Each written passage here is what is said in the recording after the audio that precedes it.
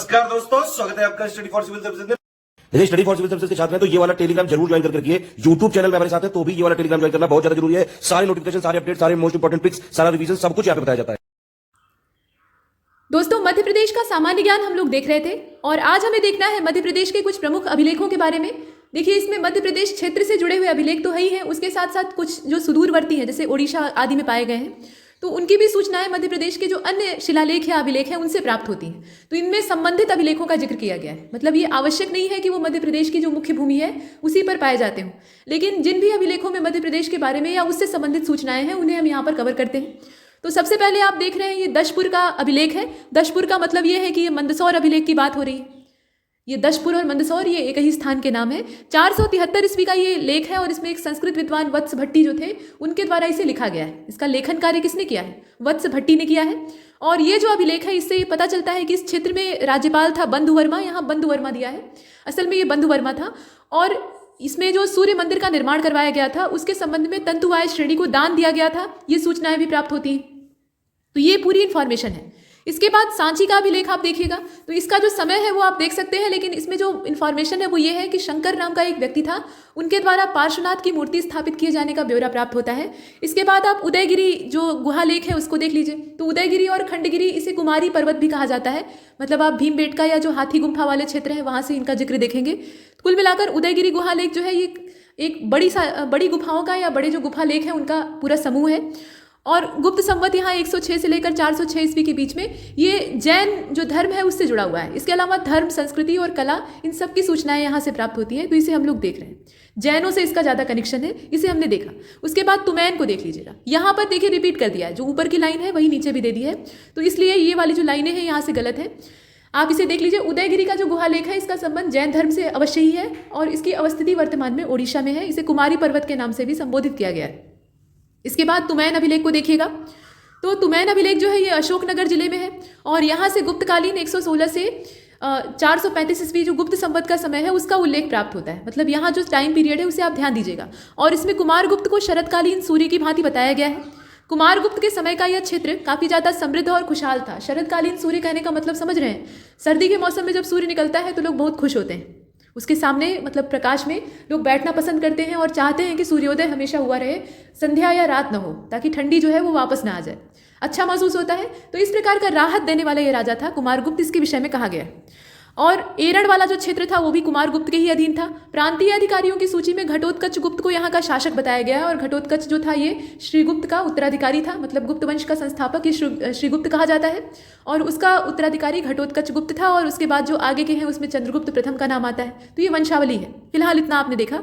सुपिया का लेख जो है उसको देख लीजिएगा। तो रीवा जिले में स्थित यह जो लेख है इसमें गुप्तों की वंशावली प्राप्त होती है और घटोत्कच के समय की जो सूचनाएं हैं वो मिलती हैं। इसमें जो तिथि है उसे आप देख रहे हैं 141 460 गुप्त संवत पर आधारित है, तो इसे आपने देखा। इसके बाद एरड़ को देखिएगा। तो एरड़ जो है यहाँ पे तोरमाड़ का वराह प्रतिमा जो एरड़ अभिलेख है वो प्राप्त होता है और मिहिरकुल का ग्वालियर अभिलेख जिसमें कि हूणों की उपस्थिति की जानकारी है वो भी यहाँ से प्राप्त होता है। भारत में हूणों का जो दूसरा हमला है, पहला हमला तो स्कंदगुप्त के समय में होता है और इसमें हूणों को बहुत बुरी तरह से पराजित होना पड़ता है। लेकिन जो दूसरा आक्रमण होता है वो काफ़ी हद तक सफल रहता है क्योंकि उस समय तक रूलर्स कमज़ोर पड़ चुके होते हैं। तो हूणों का जो द्वितीय आक्रमण है वो नरसिंह गुप्त बालादित्य के शासनकाल में होता है और इसमें हूण राजा मिहिरकुल को पराजित होना पड़ता है। यहाँ जो बालादित्य है वो भी इसे पराजित करता है और इसे कैद से मुक्त कर दिया गया था बाद में। मतलब पहले तो बंदी बना लिया जाता है और उसके बाद फिर आज़ाद कर दिया जाता है। इसके बाद आप जीरण अभिलेख को देख रहे हैं। एरड़ दूसरा है और जीरण दूसरा है, ध्यान दीजिएगा। तो 11वीं शताब्दी के जीरण अभिलेख से मंदसौर के जो गुहिल लोग हैं, मतलब गुहिल वंश है, उसकी जानकारी प्राप्त होती है। खोह और उच्च कहरा का जो अभिलेख है उसको आप देखिएगा तो सतना के आसपास जो उच्च कल्प शासक हैं उनका इनमें से उल्लेख प्राप्त होता है। बल्ख के महाराजाओं का अभिलेख आप देख रहे हैं तो इंदौर, बाघ आदि जो गुफाएं हैं वहाँ के अभिलेखों से बल्ख के महाराजाओं का विवरण प्राप्त होता है। तो कहाँ से किसका ब्यौरा प्राप्त होता है, कौन सा किस काल का है, ये आपको जानना है। यहाँ पर हमने प्राचीन भारत यानी जो मध्य भारत का क्षेत्र था उसके बारे में सूचनाओं को पूरा किया है, जितनी आवश्यक सूचनाएं थी। अब इसके बाद जो सल्तनत के अधीन मध्य प्रदेश था यानी हम चल रहे हैं मध्यकाल की ओर, उसको देखना बाकी है। तो आइए शुरू करते हैं। तो सल्तनत काल की अगर हम बात करें तो सल्तनत के अधीन जो मध्य प्रदेश था उसमें शुरुआत यहाँ से होती है। भारत में मोहम्मद गोरी ने इस्लामिक साम्राज्य की स्थापना की, लेकिन सल्तनत की शुरुआत कुतुबुद्दीन ऐबक से होती है। असल में मोहम्मद गोरी जो है ये महत्वाकांक्षा लेकर भारत की ओर बढ़ता है और इसका उद्देश्य गजनवी की तरह लूटपाट करना नहीं था, बल्कि ये अपने साम्राज्य का विस्तार करना चाहता है। और पश्चिम की ओर जब ये बढ़ना शुरू करता है तो वहाँ पर ये गोर नाम का जो क्षेत्र था वहाँ से आया हुआ था और इसीलिए इसको गोरी कहा जाता था। तो भारत का पश्चिमी इलाका, और ये जब पश्चिम की ओर बढ़ना चाहता है तो वहाँ पर इसका प्रतिरोध करने वाले बहुत बड़े बड़े शासक होते हैं और ऐसे में वहाँ से इसे मुंह की खानी पड़ती है। तो ये फिर पूरब की ओर रुख करता है और पूरब में भारत का जो पूरा भूभाग है वो इसे दिखाई देता है और ये आसान शिकार रहता है, मतलब यहाँ पे गोरी आसानी से घुस जाता है। लेकिन इसका मुकाबला पृथ्वीराज चौहान तृतीय के साथ होता है और वो अंतिम स्तंभ रहते हैं राजपूतों की शक्ति का, इसे आप देखते हैं। और फिर होता है तराइन का युद्ध, तराइन का पहला युद्ध, तराइन का दूसरा युद्ध, और अंत में धोखे से विजय प्राप्त करने में सफल हो पाता है। उसके बाद चंदावर के युद्ध के साथ जयचंद भी समाप्त हो जाता है और अंत में कुल मिलाकर इसकी जो सत्ता है वो स्थापित हो जाती है। पृथ्वीराज चौहान अंतिम रुकावट थे, वो भी हट जाते हैं। अब इसके बाद जब मोहम्मद गोरी यहाँ पर अपना पूरा वर्चस्व स्थापित कर लेता है तो इसकी कोई संतान नहीं रहती है, ये निसंतान रहता है और कहा करता है कि मेरे बहुत सारे गुलाम हैं और वही मेरी संतानों का भी काम करेंगे, यानी मेरे नाम को आगे बढ़ाएंगे, मेरे नाम का खुतबा पढ़वाएंगे और मेरे नाम से ही साम्राज्य की स्थापना करेंगे। तो इस प्रकार से इसके जो गुलाम थे उसमें कुतुबुद्दीन ऐबक, इसके अलावा कुबाचा, यलदौज, इन सब के नाम आप सुनते हैं। कुतुबुद्दीन ऐबक सबसे ज़्यादा योग्य था, योग्यता सबके अंदर थी, लेकिन इसके अंदर विनम्रता भी थी, सीखने का कौशल भी था और योग्यता भी थी, उसे आप देख रहे हैं। तो यही यहाँ पर जो मोहम्मद गोरी का पूरा साम्राज्य है, यानी दास वंश, उसकी नींव डालता है। दास वंश क्यों? क्योंकि ये खुद एक दास था और यही कारण है कि ये सुल्तान की पदवी कभी भी धारण नहीं कर पाता है, मतलब इसे परमिशन प्राप्त करनी पड़ती है, अधिकार पत्र और प्रमाण लेने पड़ते हैं अपने आप को सिद्ध करने के लिए। इसके बाद कुतुबुद्दीन ऐबक का जो समय है उसे अगर आप देखें तो 1210 तक ये शासन करता है और 1206 से लेकर 1210 तक ये गोरी का प्रतिनिधि या एक शासक के रूप में अपने साम्राज्य का विस्तार करता रहता है। लेकिन समस्या ये रहती है कि लाहौर वाले क्षेत्र में ही सिमट जाता है, दिल्ली वाला इलाका अभी भी यलदौज और कुबाचा के ही अधीन रहता है, हालांकि उनको भी ये अपने वश में कर लेता है, कुछ से वैवाहिक संबंध स्थापित करके और कुछ को कूटनीति के माध्यम से ये अपने साथ मिलाने का प्रयास करता है। तो कुल मिलाकर ये रास्ता साफ करता है अपना। मध्य प्रदेश की अगर बात की जाए तो मध्य प्रदेश में गोरी और ऐबक के हमले हुए थे, यहाँ पे ऐब लिखा हुआ है, ये ऐबक होगा, ठीक है, इनके हमले होते हैं। गोरी ने ग्वालियर का जो उस समय का तत्कालीन शासक था लोहंग देव, इसको पराजित किया था और ऐबक ने अंतिम जो चंदेला राजा था परिमल देव, उनको वहाँ से हटाकर, मतलब ये कालिंजर वाले क्षेत्र पर विराजमान थे, तो वहाँ से पराजित करके कालिंजर का जो क्षेत्र था उसको जीत लिया था। और ये समय है 1202 का। 1191 और 1192 ये तराइन के युद्ध की डेट है, आप जानते ही हैं। और उसके बाद 1194 में जो चंदावर का युद्ध है वो होता है और इसके बाद धीरे धीरे करके इसके साम्राज्य की जो ताकत है वो बढ़नी शुरू हो जाती है, मतलब रास्ता साफ हो चुका है। तो आप देख रहे हैं कि 1202 तक आते आते ये मध्य भारत तक आ जाते हैं और मध्य भारत में आके ये जो ग्वालियर का क्षेत्र है, कालिंजर वाला इलाका है, उन सबको जीतना शुरू कर देते हैं। अब इसके बाद कुतुबुद्दीन ऐबक के बाद उसका दामाद यानी इल्तुतमिश ये राजा बनता है और इसे दास वंश का या सल्तनत का वास्तविक संस्थापक कहा जाता है। और इसे देखिएगा तो इसका जो समय है वो 1210 से लेकर 1236 तक का है। मांडू, ग्वालियर और मालवा पर इसने जीत हासिल की थी तथा उज्जैन का जो महाकालेश्वर मंदिर था उसको लूट लिया था। ये एक बहुत बुरी आदत इनकी होती थी, ये मंदिरों या धर्मस्थलों को नुकसान पहुंचाते थे, ये अपने आप में एक गलत चीज़ है।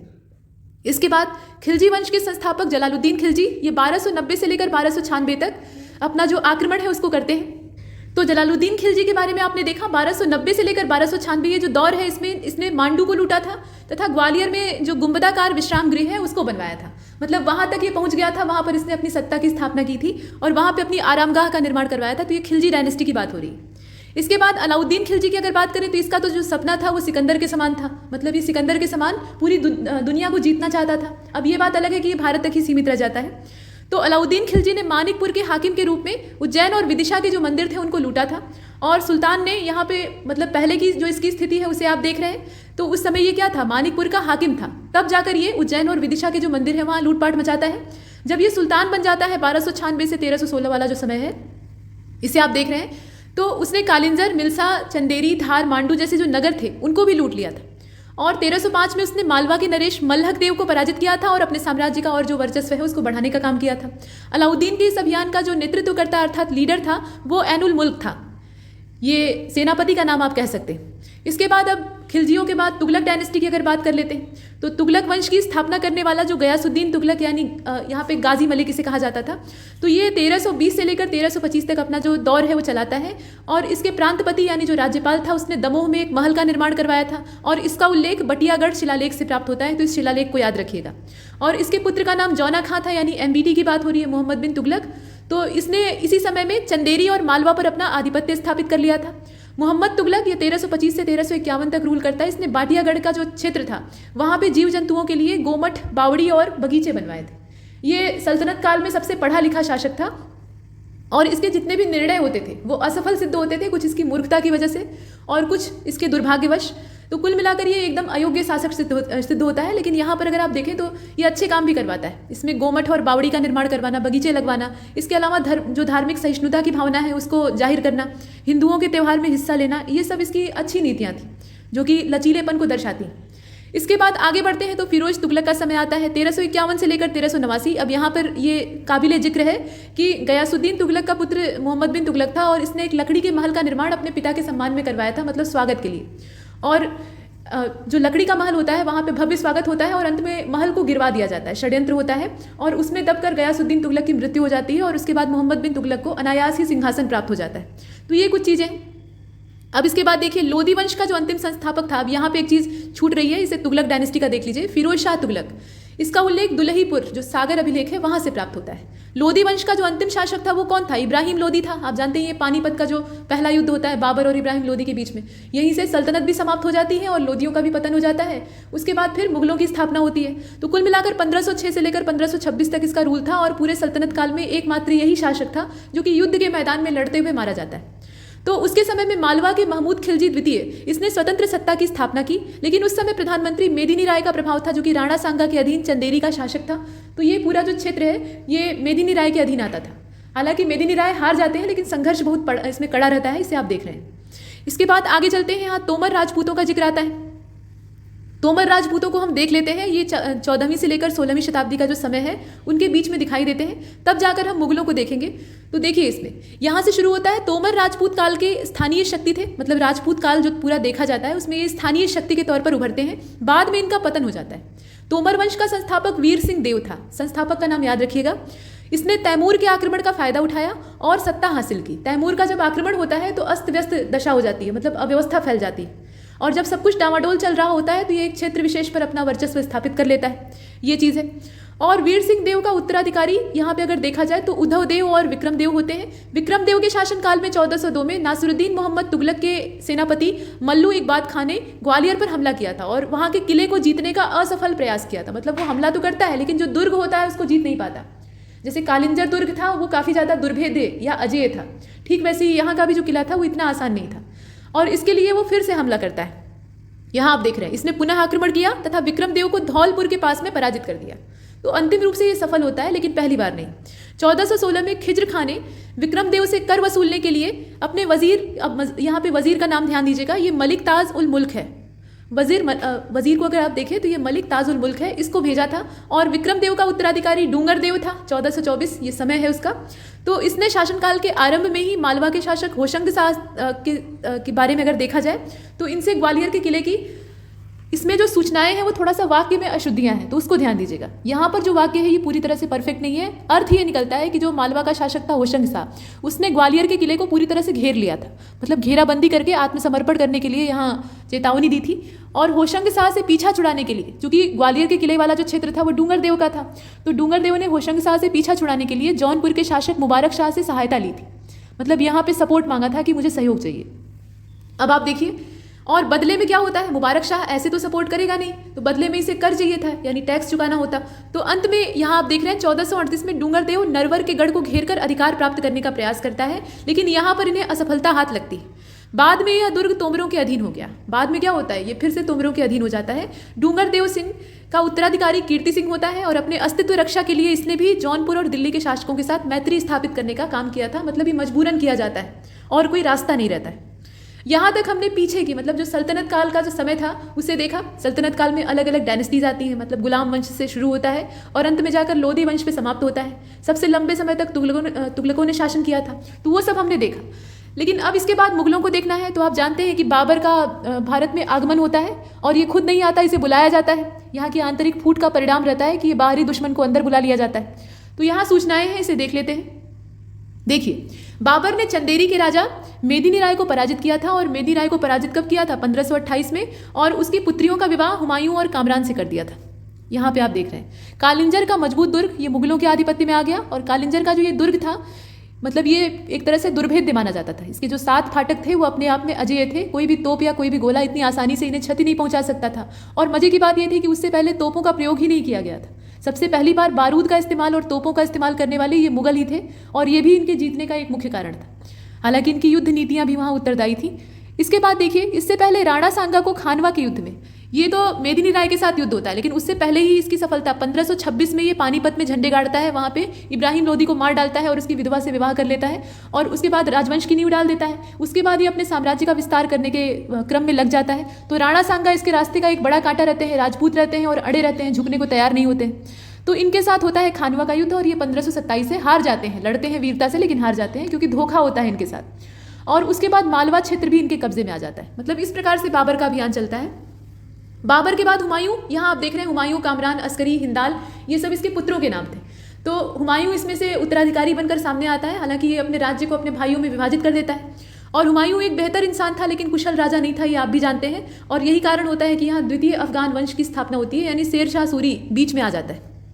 शेर शाह सूरी ने एक लंबा संघर्ष किया था। कुछ लोग चांदी का चम्मच लेकर पैदा होते हैं, लेकिन शेर शाह सूरी ने अंत से, मतलब जमीन से संघर्ष किया था और वो लड़ते हुए, परिस्थितियों से लड़ते हुए बड़ा होता है और उसे सफलता मिलती है लेकिन बहुत देर से मिलती है और अंत में वो हुमायूं को भारत की जो सरहद होती है वहाँ से बाहर खदेड़ देता है।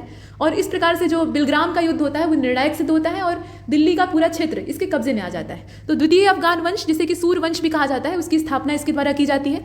5 वर्ष तक ये शासन करता है। आप देख रहे हैं कि यहाँ 1540 से लेकर 1545, हालांकि सूरवंश आगे भी चलता है, मतलब शेर शाह के बाद 10 साल तक ये खिंचता है और जब कमज़ोर पड़ने लगता है तो हुमायूं जो है यहाँ वापसी करता है। तो शेर शाह सूरी के बारे में अगर देखा जाए तो इसमें कहा गया कि मालवा, रायसेन और ग्वालियर, इसको इसने अपने अधीन कर लिया था।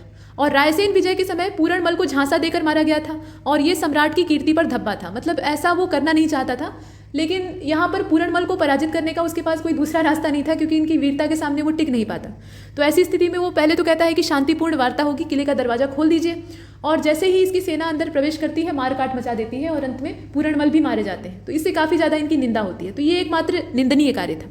और अंत में जो कालिंजर वाला अभियान है वही इसकी कब्र बनता है। आप जानते हैं कि वहाँ पे आग्नेयास्त्र ये चला रहा था, उक्का नाम का आग्नेयास्त्र था, मतलब ये तोप के टाइप का होता है, इसके अंदर गोला भर के दागा जाता है। और ऐसा इसलिए किया जा रहा था क्योंकि किले की दीवारें टूटने का नाम नहीं ले रही थी और किले की दीवारें इतनी ज़्यादा अभेद्य थी कि अंदर कब्जा करना बहुत टेढ़ा हो गया था। तो एकमात्र रास्ता ये शेर शाह सूरी की आर्मी के पास था कि दीवार जो किले की है उनको ढहा दिया जाए, यानी गिरा दिया जाए। तो इसके लिए तोपें चलाई गई और होता ये है कि एक जलता हुआ गोला ये किले की दीवार से टकराता है और उसके बाद फिर से बाउंस होकर वापस आ जाता है। और जो तोप के गोलों का ढेर रखा रहता है, यानी बारूद का बड़ा सा ढेर रहता है जिसको कि सेना उपयोग कर रही होती है, उसमें जाकर वो गिर जाता है। और बारूद के ढेर में चिंगारी लगने का मतलब आप जानते हैं, और इसी वजह से भयंकर आग लगती है, वहाँ से गोले फटने स्टार्ट हो जाते हैं और शेर शाह सूरी झुलस जाता है, झुलसने से मृत्यु होती है। तो ये जो कालिंजर अभियान था ये इसका अंतिम अभियान था, इसे आपने देखा, वही कहानी यहाँ पर दी हुई है, इसे आप देख रहे हैं। आगे चलते हैं। 5 साल के अपने शासनकाल में इसने वो किया जो 100 साल के शासन में किसी सुल्तान की हिम्मत नहीं होती थी। अब इसके बाद अकबर को देखिए। अकबर के बारे में अगर देखा जाए तो हुमायूं वापसी करता है लेकिन बहुत समय तक रह नहीं पाता है, अंत में पुस्तकालय की सीढ़ियों से गिरकर उसकी मृत्यु हो जाती है और अल्पवयस्क अवस्था में अकबर जो है वो सम्राट बनता है। राजा बनते ही पहला जो इसका युद्ध होता है वो पानीपत का दूसरा युद्ध होता है, निर्णायक युद्ध था और इसमें ये हेमू को पराजित करता है। हालांकि यहाँ सेना का नेतृत्व इसके जो संरक्षक थे बैरम खां वो कर रहे थे। तो ये आपने देखा। अब इसके बाद यहाँ अगर मध्य प्रदेश क्षेत्र की बात करें तो मालवा के राजा बाज बहादुर पर अकबर के द्वारा हमला किया गया था और उस समय राजधानी मांडू अपने वैभव और भोग के लिए विख्यात थी। मतलब उसका जो वैभव था वो एकदम शिखर पर अर्थात चरम सीमा पर था। बाज बहादुर इस अभियान में परास्त होता है। यहाँ पर आप देख रहे हैं कि मालवा का जो शासक था वो छोटा सा शासक था, हिम्मत से लड़ता है लेकिन अंत में पराजित होता है।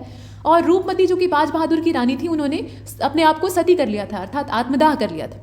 बाज बहादुर को अकबर ने अपने नौरत्नों में स्थान दिया। ये परास्त होता है, मारा नहीं जाता। और यहाँ पर चूंकि रानी को ऐसा लगता है कि अब उनकी जो इज्जत है वो खतरे में है तो इसलिए वो आत्मदाह कर लेती हैं और अपने सम्मान की रक्षा के लिए। इसके बाद बाज बहादुर जो है ये नवरत्नों में स्थान प्राप्त कर लेते हैं, यानी अकबर की अधीनता स्वीकार कर लेते हैं। अकबर की सबसे महत्वपूर्ण क्षेत्रीय विजय गोंडवाना, जो गढ़कटंगा कहा जाता था क्षेत्र, उसे गोंडवाना वर्तमान में कहा जाता है। तो गोंडवाना विजय थी और यह साम्राज्य मंडला से लेकर जबलपुर तक फैला था। गोंडवाना राज्य की कीर्ति पताका की रक्षा।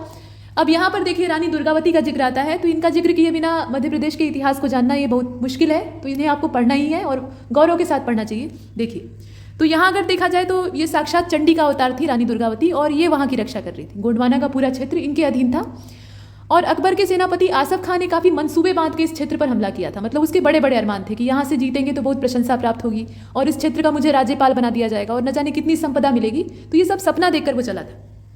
अब यहाँ देखिए गढ़गटंगा के इस राज्य की स्थापना यादव राय ने खिलजी वंश के समापन के दौर में की थी। जब खिलजी डायनेस्टी का पतन हो रहा था तो उस समय अवसर का लाभ उठाकर ये यादव राय जो है ये इस पूरे राज्य को स्थापित करते हैं, यानी अपने अधीन कर लेते हैं। और यादव राय के पुत्र थे दलपत राय, और दलपत राय की पत्नी थी दुर्गावती, मतलब ये उनकी विवाहिता पत्नी थी, और ये चंदेल वंशी थी, चंदेलों की राजकन्या थी। तो चंदेल कितने जुझारू थे आपने पीछे देखा ही है, तो उसी के समान ये भी जुझारू थी।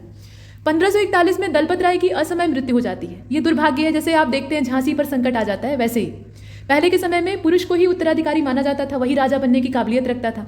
तो ऐसे में अगर कोई वैध संतान नहीं है या पुरुष उत्तराधिकारी नहीं है तो राज्य संकट में आ जाता था। वही यहाँ भी हुआ। तो यहाँ रानी जो रहती है उन्हें मजबूरन अपने पुत्र वीर नारायण को राजा घोषित करना पड़ता है, और पीछे से शासन की बागडोर ये रानी के हाथ में आ जाती है। अकबर ने इस पूरे क्षेत्र को जीतने के बाद यहाँ जो गोंड वंशी व्यक्ति था चंद्रशाह, उसको अपने अधीन करके सिंहासन पर बैठा दिया। मतलब वीर नारायण को सिंहासन पर नहीं बैठाया जाता है, यहाँ पे एक दूसरा जो अन्य व्यक्ति था उसको सिंहासन दिया जाता है। तो ये चीज़ें थी, लेकिन अच्छा खासा यहाँ संघर्ष करना पड़ता है अकबर को। इसके बाद धर्मत का युद्ध देखिएगा। तो धर्मत का जो युद्ध है, यहाँ कुछ महत्वपूर्ण युद्धों का ब्यौरा हम लोग देख रहे हैं। ये आवश्यक नहीं है कि ये एक क्रम से ही रहे।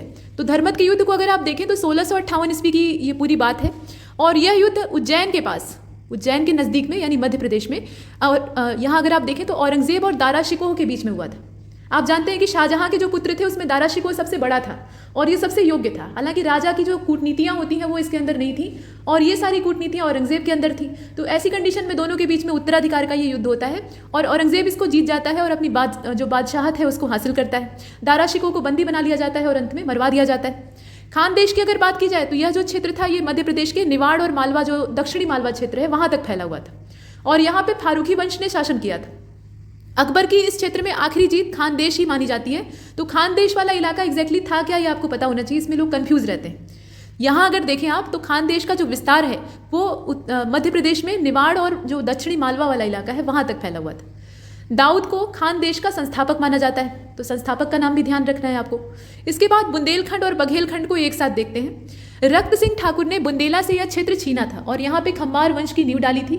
गढ़कोडर को राजधानी बनाया था, और वर्तमान में यह क्षेत्र उत्तर प्रदेश का हिस्सा चला गया है। मतलब बुंदेलखंड का जो एक बड़ा हिस्सा है वो यूपी में है, इसे आप जानते हैं। इसके बाद देखिए, उस समय बुंदेलखंड का क्षेत्र जो क्षेत्रीय नाम था वो जुझौटी हुआ करता था। मतलब यहाँ के जुझारू लोग होते थे तो ये जुझौटी था। बुंदेला शासक सोहनपान ने खंगारों को कुचल के बुंदेला राज्य को खड़ा किया था और अपनी राजधानी ओरछा को बनाया था। यहाँ ओरछा उसकी उस समय की राजधानी थी, इसको ध्यान दीजिएगा। रामचंद्र के शासनकाल में बुंदेलखंड की ओर मुगलों का ध्यान जाता है। जब कोई क्षेत्र बहुत ज़्यादा पनपने लगता है, उसकी जो वैभव है वो ऊंचा होने लगता है, तो ऐसे में जो मुगल हैं उसे दबाने का प्रयास करते हैं, अधीनता मनवाने की कोशिश करते हैं, और वही चीज़ यहाँ भी होती है। तो आप देखिए, रामचंद्र के छोटे भाई वीर सिंह देव का दोस्ताना संबंध शहजादे सलीम के साथ यानी जहांगीर के साथ था। तो आप समझ सकते हैं कि ये अकबर का समय था। अकबर का बेटा जहांगीर ये बगावती हो जाता है। कुल मिलाकर तो सलीम की शाह पर वीर सिंह ने अबुल फजल की हत्या कर दी, जो कि अकबर का खास चहेता था।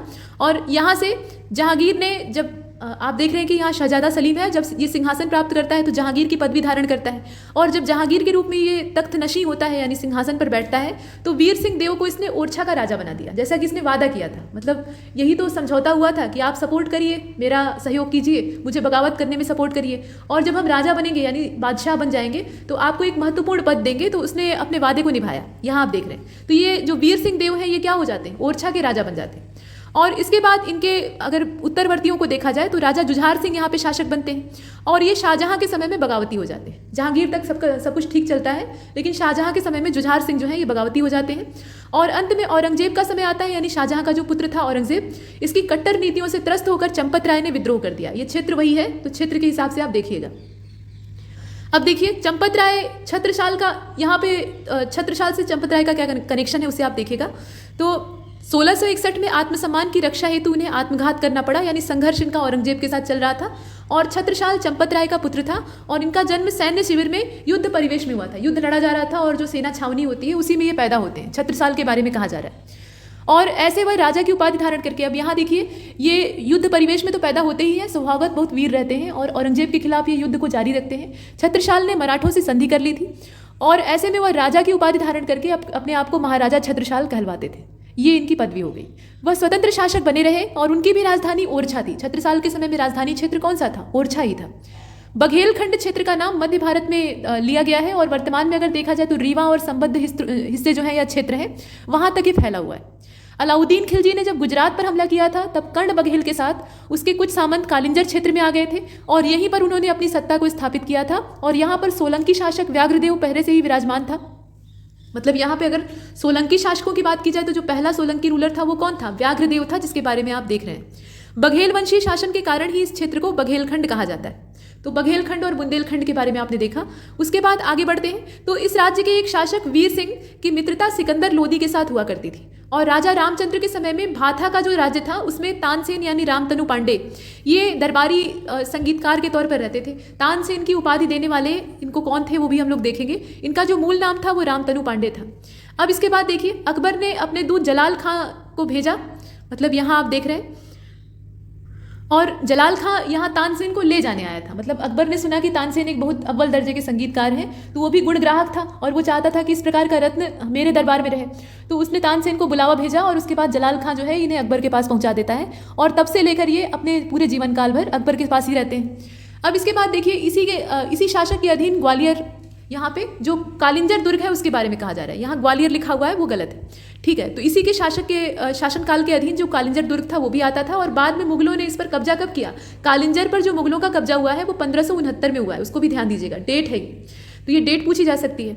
अब इसके बाद अगर भाथा की बात की जाए तो भाथा राज्य के जो अंतिम राजा थे वो मार्तंड सिंह थे और 1947, अब एकदम से मॉडर्न इंडिया में आ जाते हैं, तो 1947 में भारत संघ में विलय को ये मंजूरी देते हैं। ये मतलब जो देशी रियासतें होती हैं उनका विलय किया जाता है, भारत का पूरा एकीकरण आवश्यक रहता है। तो ऐसी ही परिस्थिति में 1947 में ये विलय को स्वीकृति देते हैं और मार्तंड सिंह ये रीवा से सांसद भी चुने जाते हैं और रीवा के जंगलों में पहला सफ़ेद शेर पकड़ने का जो श्रेय है वो राजा मार्तंड सिंह को ही दिया जाता है। तो पहले ये जो बड़े बड़े आजकल हम लोग वन्यजीव अभ्यारण्य और जो वाइल्ड लाइफ सेंचुरीज देख रहे हैं, ये पहले के समय में शिकार गाहें हुआ करती थी, मतलब यहाँ बहुतायत वन्यजीव पाए जाते थे। तो रजवाड़े जो होते थे यहाँ शिकार खेलने के लिए जाते थे। आगे बढ़ते हैं, इसके बाद अगले हिस्से को देख लेते हैं। यहाँ से शुरू होता है आधुनिक इतिहास। जितना मध्यकाल में जानना आवश्यक था उतना हमने जाना। ऐसा नहीं है कि पूरे मध्य भारत का इतिहास हमने पढ़ लिया है, लेकिन परीक्षा उपयोगी जो तथ्य हैं उन्हें हमने कवर किया। अब देखिए आधुनिक इतिहास की जो शुरुआत होती है 1732 के समय या 1732 ईस्वी के समय मराठों की 5 शाखाएं मध्य प्रदेश में देखी गई। मराठा साम्राज्य तब तक एकीकृत रहता है जब तक शिवाजी महाराज जीवित रहते हैं। उनकी मृत्यु के बाद उनके जो उत्तराधिकारी होते हैं वो या तो योग्य सिद्ध नहीं होते हैं और नहीं तो जो षड्यंत्र और खींचतान आपस में चलती है उसके शिकार बन जाते हैं। जो मराठा साम्राज्य था उसके अंदर गृह युद्ध आरंभ हो जाता है, आपस में ही ये लड़ने झगड़ने लगते हैं।